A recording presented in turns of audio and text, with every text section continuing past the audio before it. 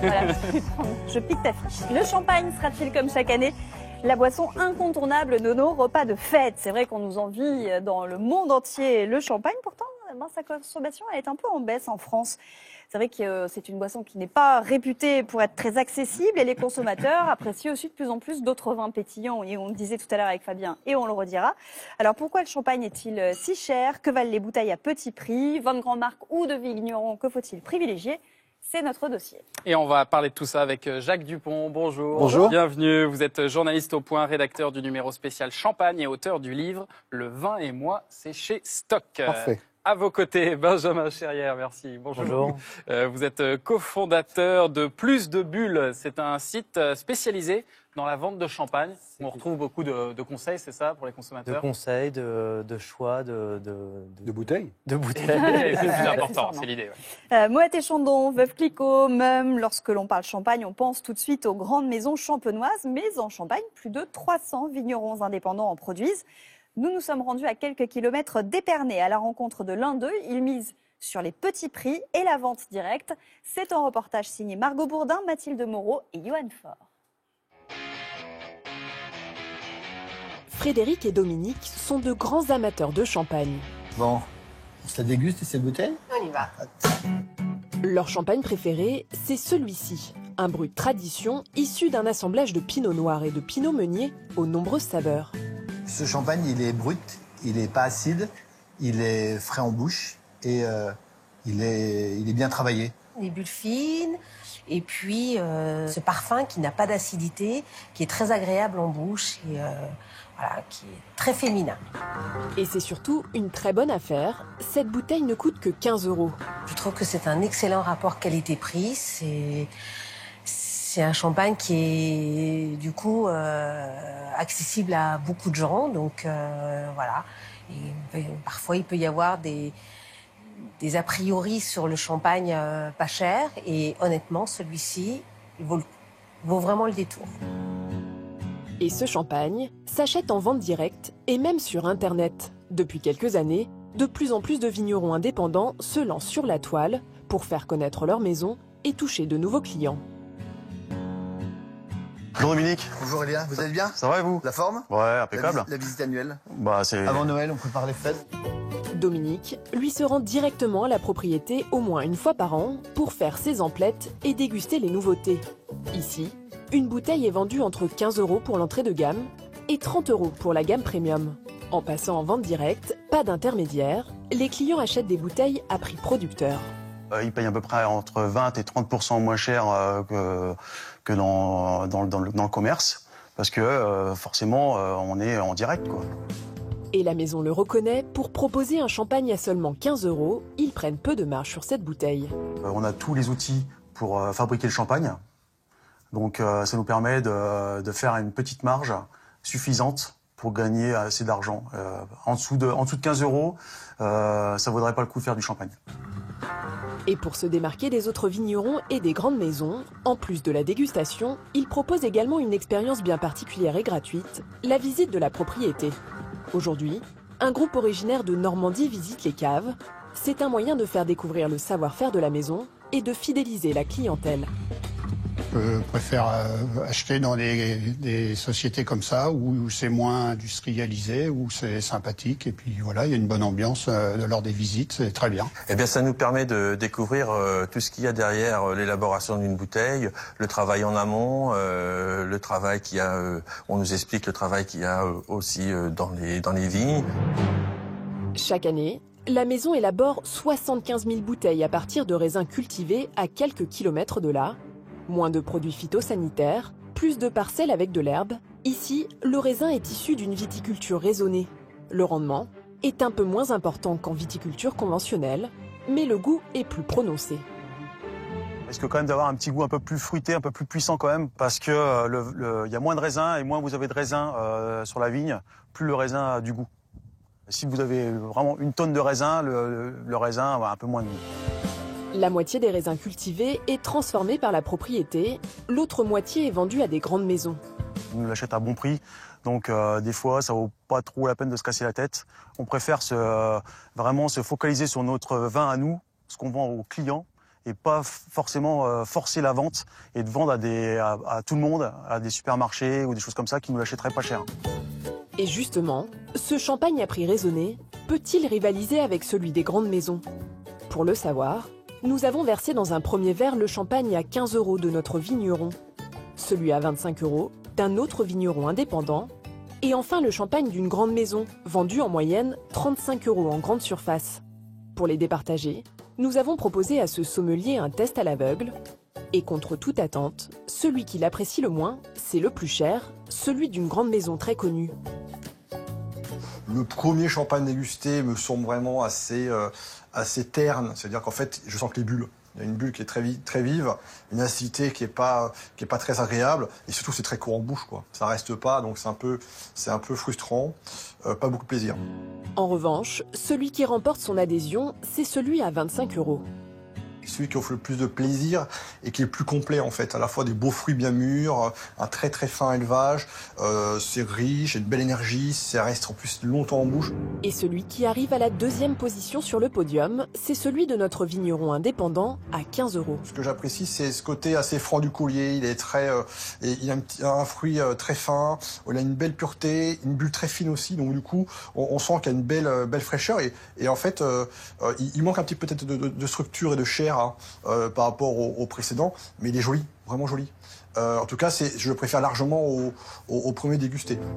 Cette bouteille à 15 €, pas donc celle de la grande maison à 35 €. De 15 € à 35 €, il y a une différence qui est beaucoup trop grosse. Donc effectivement, la question ne se pose pas. Ouais. J'ai eu plus de plaisir, un rapport prix-plaisir avec celui à 15 € que celui de 35 €. On va être très clair. Mais alors, comment expliquer ces différences de prix ? Les grandes marques vont acheter souvent des raisins, ça a un coût au kilo qui est important, il faut beaucoup de volume aussi, et surtout ils communiquent beaucoup. Communication, événementiel, tout ce qui va être marketing, ça a un coût aussi, forcément. Donc forcément, le consommateur va devoir payer ce coût-là. Alors pour Noël, si vous souhaitez surprendre vos convives sans vous ruiner, optez pour un champagne de vigneron indépendant et demandez conseil à votre caviste. Bon, Jacques Dupont, c'est quand même assez étonnant ce qu'on vient de voir. Finalement, c'est le champagne d'une grande maison qui est le moins bien noté. Ça veut dire que le prix ne fait pas forcément la qualité. En fait. La grande maison en question, elle a une particularité, c'est qu'elle travaille des champagnes qui font un peu la gueule, quoi, au départ. Ah. Mais quand on goûte les vieux millésimes de cette maison en question, qui est Moët et Chandon, ils vieillissent très très bien et ils ont dans leur cave une vinothèque incroyable avec des très vieux millésimes. Et quand on déboule, c'est spécifique. Alors c'est spécifique à la maison. Ils ont aussi Dom Pérignon. Hein, et Dom Pérignon, on le boit beaucoup trop jeune. C'est bon quand c'est vieux. D'accord. Et moi, je conseille des fois aux gens d'aller dans les ventes aux enchères et de repérer les vieilles bouteilles de champagne si elles n'ont pas été exposées à la lumière, qui peut provoquer des défauts sur le champagne. On peut faire des bonnes affaires et trouver des vieux champagnes. Les vieux champagnes, c'est excellent. Donc le prix fait quand même la qualité. On ne paye pas la marque, là. Alors, évidemment, vous payez la marque. Si vous achetez des tennis de chez Dupont, par exemple, vous ne les payez pas le même prix que chez Nike. Hein. Ouais. Adidas. Le mieux noté, c'est celui qui est à 25 €, qui est ici. Et la surprise, c'est aussi que le sommelier note très bien une bouteille qui est à 15 €. Ben oui. À ce prix-là, on peut vraiment trouver du bon champagne. Vous avez ces maisons-là. Vous avez une différence entre une maison qui va acheter du raisin et qui le paye entre 6 et 7 € le kilo, et un vigneron qui a ses propres raisins, donc qui a des coûts de fabrication, mais qui n'achète pas la matière première. Il la travaille, quoi. Donc il peut sortir. Nous, dans le spécial champagne, on a sorti beaucoup de champagne en dessous de 20 €, dont un, c'est Richard Donte, qui est à 13,40 € ou 14 €. On a beaucoup de champagnes qui sont aux environs de 15 €. Ouais. Anotin à Verzy, je vais en citer plusieurs. Oui. Ça, voilà. Anotin à Verzy, ça vaut une quinzaine d'euros. C'est un grand cru en pinot noir et c'est absolument délicieux. Mais voilà, ils n'ont pas forcément la clientèle qui a foncé dessus et qui a fait monter les prix. Et alors en supermarché, on va trouver des bouteilles même moins chères que ça. Parfois, on va en voir quelques exemples. Ça peut être autour de 12. Non, il y en a même à 5,99 là. 5,99 on a la carte machin, etc. Ah oui. Mais qu'est-ce qu'on a à ce prix-là alors Je dirais bien une grossièreté, mais oui. on n'a pas grand-chose de bien, disons. D'accord. Mais je ne veux pas faire Jean-Pierre Coff. Hein. Non, mais de la piquette, quoi. Voilà. Pourquoi c'est de la piquette? C'est des Parce bouts que, de vieux oui, trucs voilà. qui ramènent, qui Quand on mélangent. presse en Champagne, quand on presse, la première presse, c'est toujours très très bon. C'est ce qu'on appelle la cuvée. Après, je vais prendre des trucs simples. Là. Si les champenois m'écoutent, ils vont dire ils déraillent un peu. Mais après, si vous, dans votre pressoir, vous retournez tout ça pour represser encore derrière, vous allez avoir du jus où il y a les rafles, hein, la partie verte végétale, qui est très peu acide. Donc, il va falloir réacidifier ces cuvées-là. Et c'est ce qu'on appelle les tailles. Et les tailles, c'est toutes les grandes maisons, etc., où les grands vignerons se débarrassent des tailles. Donc, il y a toujours des gens pour les récupérer, les récupérateurs, et qui font avec ça des cuvées qui vont vendre sous le nom de la veuve machin, parce que c'est bien d'évoquer une veuve, c'est toujours bien. Et c'est des marques qu'il ne faut pas acheter. Attendez, toutes les veuves sont mauvaises? Ah non, la veuve Clicquot, les Clicquot, ça, mais veuve de Vaux, veuve Clicquot, tout ça, c'est très bon. Mais les autres veuves, on évite les autres veuves. Mais les veuves que vous connaissez pas. Est-ce qu'il y a d'autres signes comme ça en supermarché? En Champagne, il y a eu beaucoup de veuves, donc le filon est exploité. D'accord. Est-ce qu'il y a d'autres signes comme ça en supermarché qui doivent nous indiquer qu'on est face à un champagne qui n'est pas forcément de très bonne qualité? Quand c'est pas cher en supermarché, vous en avez pour votre argent, c'est-à-dire que vous allez regretter votre achat en disant merde, c'est vraiment pas bon quand même. Vous commercialisez, vous, Benjamin, sur votre site des champagnes à moins de 15 €? Non, on n'a pas de champagne à moins de 15 €. On a plutôt des champagnes on commence à 20 €. Ouais. Et la plupart des champagnes de vignerons, ça va être entre 20 et 30 €, 20, 25 €, c'est ça la fourchette. Donc c'est pas forcément moins cher qu'en champagne de grande maison, en champagne de vignerons? Non, on a des vignerons qui sont plus chers que les grandes maisons. Qui sont plus chers que les grandes maisons, en fait, qui ont une forte demande, qui ont une notoriété. Voilà, donc c'est l'offre et la demande à un moment, il y a des productions limitées. Et donc on a plusieurs vignerons comme ça, Pascal Agrapard, Anselme Sellos, qui sont plus chers que des grandes maisons et nettement plus chers. 2-3, alors un troisième, Francis Egli. Voilà. Et est-ce que le même soin est apporté sur un champagne de vigneron que sur un champagne de grande maison, dans la manière de le produire? Oui, alors après, les volumes ne sont pas les mêmes, ne sont pas comparables entre une grande maison, on parle de millions de bouteilles en général, et un vigneron, ça va être 50, 100, 150 000 bouteilles à peu près. Donc ce n'est pas les mêmes volumes. Maintenant, le soin est le même, peut-être même plus précis chez le vigneron, parce qu'il a moins de parcelles, il connaît mieux son domaine, c'est à côté de chez lui, c'est un travail de terroir finalement. Qu'il y a moins la grande maison. Ce qu'il ne vous dit pas, c'est qu'il a des champagnes à partir de 20 € parce qu'ils font une sélection. Ils ne vendent pas n'importe quoi. Vous les testez, vous les goûtez, ça vous demande beaucoup de travail. Je n'ai pas d'action dans la maison. Mais... Donc effectivement, on est champenois, on habite là-bas et surtout on est accompagné par Patrick Borras, qui est le sommelier de Pierre Gagnère, qui nous aide à choisir les champagnes. Donc il les déguste. Moi également, on va à la rencontre de ces vignerons. On les connaît tous, en fait. Tous les vignerons qui sont sur le site, c'est des gens que je fréquente régulièrement, avec qui on échange. C'est un partenariat et il y a un vrai travail de sélection. Vous avez un boulot difficile, vous. Hein. Ouais. Je vous ferai passer avec tous ces gens-là. Je vous ferai passer mon CV à l'occasion. On en goûte beaucoup, on a mal aux dents quand on goûte beaucoup. Oh, ça va être difficile. Agnès vous dit... une journée. Pour Noël, j'ai prévu de servir du crément, vous dit Agnès. Niveau rapport qualité-prix, il n'y a pas photo. Est-ce que vous êtes d'accord avec elle? Ça dépend des créments, comme ça dépend des champagnes. Il y a des créments excellents maintenant. Le crément, en général, par exemple, si on prend un crément d'Alsace, c'est toujours un peu plus fruité qu'un champagne. Mais un champagne, c'est la minéralité, c'est la craie, c'est tout ça. Bon. Mais le crément, c'est à peu près le même mode de fabrication. Mais c'est pas les mêmes terroirs, voilà.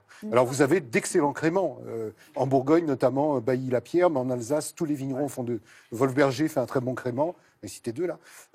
En Loire, crément de Loire, le crément de Loire, il y a des choses qui sont très bonnes avec le chenin, etc., etc. Mais il faut sélectionner, il faut avoir déjà goûté et puis bon.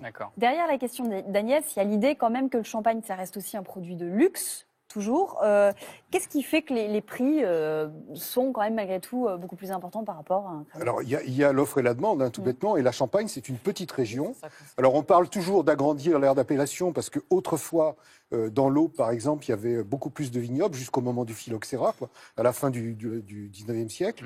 Et il y a en ce moment une délimitation en Champagne pour essayer d'agrandir un peu l'aire d'appellation. Mais les champenois, qui sont très malins, très prudents, et qui dirigent très bien leur affaire, ont toujours préféré augmenter les prix en maintenant une même surface, plutôt que d'élargir une offre qui serait trop grande et qui ferait chuter les prix. Aussi, il y a un deuxième élément, c'est qu'ils s'orientent de plus en plus vers l'exportation. Le marché champenois était très français, franco-français. Et la part d'export était moins de la moitié.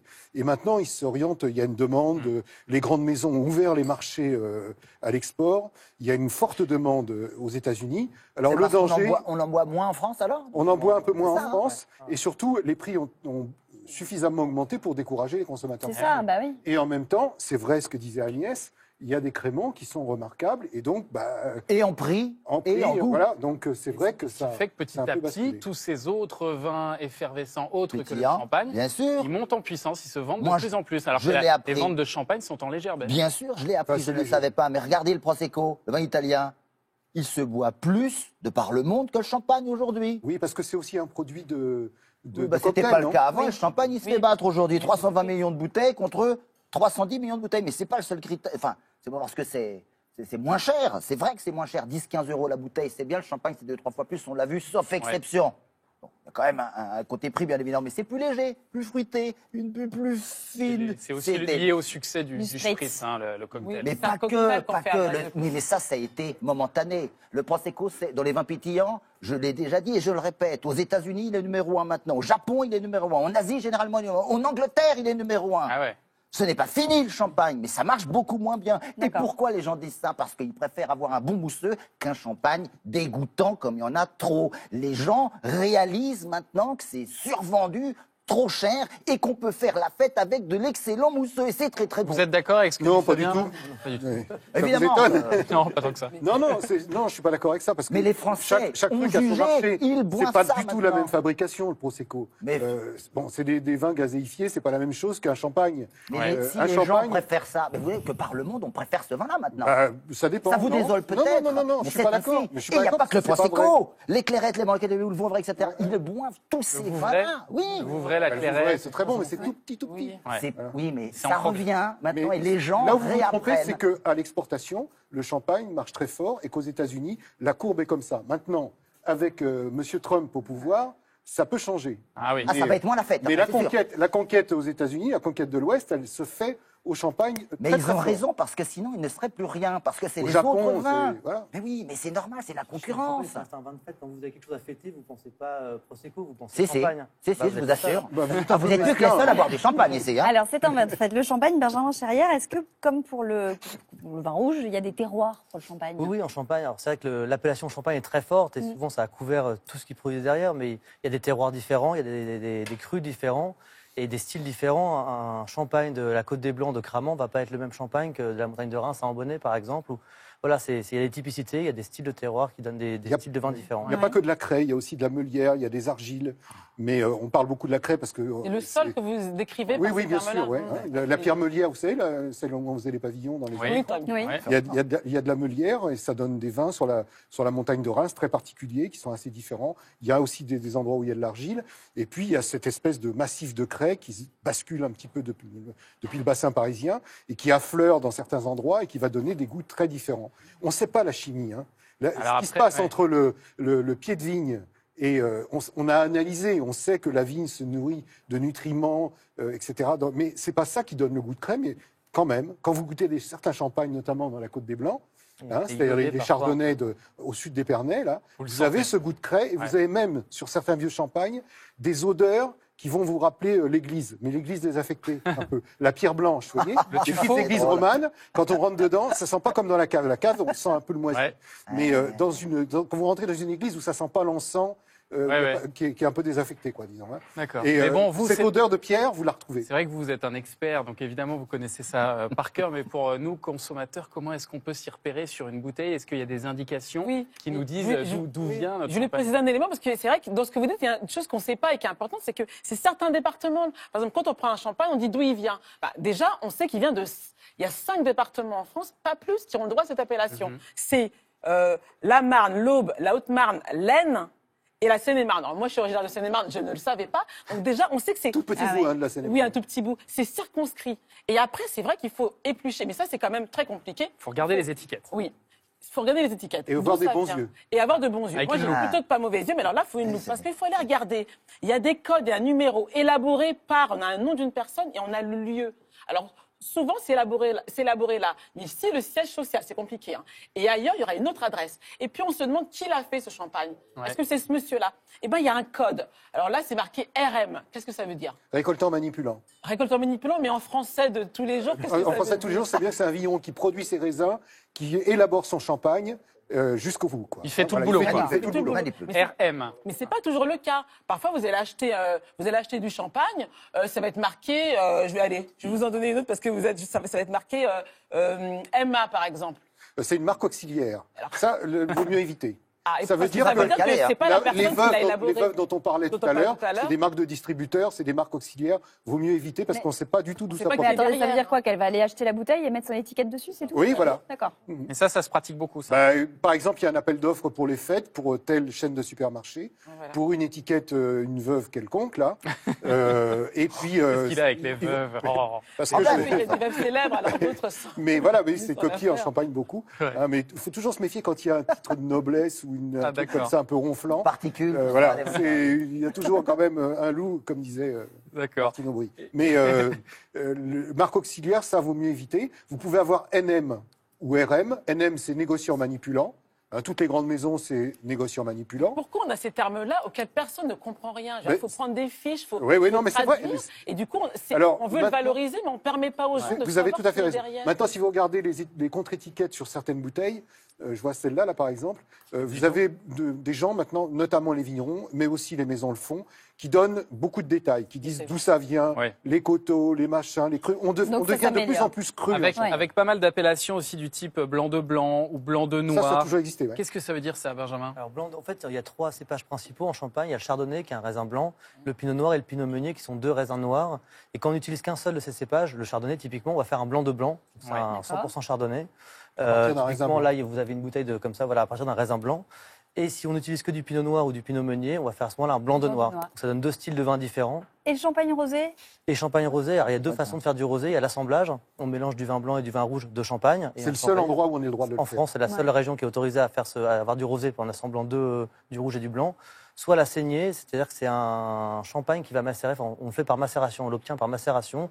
Donc on laisse macérer les raisins quelques heures, quelques jours, et ça fait un champagne rosé assez court, c'est relativement court. On peut mélanger des raisins blancs et des raisins noirs, et les raisins noirs vont apporter la petite couleur, mais il faut, au moment où c'est... C'est précis, c'est très précis. C'est plus technique à faire un champagne rosé, il est technique. Le rosé de saignée, c'est plus technique que le rosé d'assemblage. Juste, on termine par une petite question de Martine qui vous dit à quel moment du repas doit-on servir du champagne? Quel est le moment idéal pour À l'apéritif. C'est l'apéritif. L'apéritif et on peut dîner au champagne. Le pire truc, c'est quand même le dessert, comme faisaient les vieux. Non. Mais acheter des papilles brossards, j'ai dit une marque là encore. Oui, on va saluer Savane également. Voilà, Savane, et vous le trempez dedans, mais non, ça, faut pas. Quant à la température, au fait. Au dessert, ça donne pas trop frais. Pas trop frais, sinon on perd tous les arômes. Voilà. 10 degrés. Moi, je les goûte à 12, mais pour les déguster, parce que sinon on aurait vraiment très mal aux dents. Mais 10 c'est bien, quoi. D'accord. Et vous le mettez à 8 sur la table, le temps que vous versez tout ça, il sera à 10. Voilà. Mais ça va développer des amertumes avec les desserts.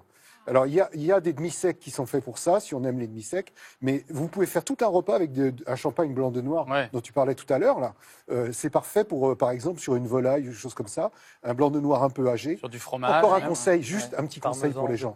Achetez votre champagne pour d'une année sur l'autre. C'est-à-dire que là, vous achetez en 2018 vos champagnes que vous boirez en 2019, il sera bien meilleur. Vous le gardez dans les cartons, jamais à la lumière, et il sera très bon. Très bien, ce sera le dernier conseil. Et vous nous disiez, vous, avec du parmesan, c'était très bon. Ah oui, des copeaux de parmesan. Parfait. Merci à tous les deux. Merci à Marine Le Noël qui nous a aidé à préparer ce dossier.